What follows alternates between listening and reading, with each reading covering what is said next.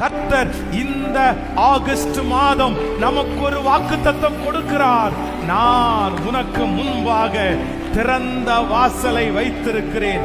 இதுவரையிலும் உங்களுடைய கண்களுக்கு முன்பாக பூட்டப்பட்ட வாசல் தான் இருந்தது. ஆனால் இந்த மாதம் உங்கள் கண்களுக்கு முன்பாக பல வருடங்களாய் மாதங்களாய் பூட்டப்பட்டு கிடக்கிற அந்த வாசல் இந்த மாதம் எனக்காக திறக்க போகிறது. முதலாவதாக எனக்காக ஒரு பெரிய வாசலை கர்த்தர் திறக்க போகிறார். இரண்டாவதாக எனக்கு அனுகூலமான வாசலை கர்த்தர் திறக்க போகிறார். மூன்றாவதாக விசுவாச வாசலை கர்த்தர் எனக்காக திறக்க போகிறார்.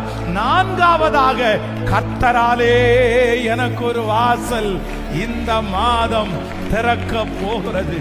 இதுவரையிலையும் எதிர்ப்பா இருந்த இடத்திலே இந்த மாதம் எனக்கு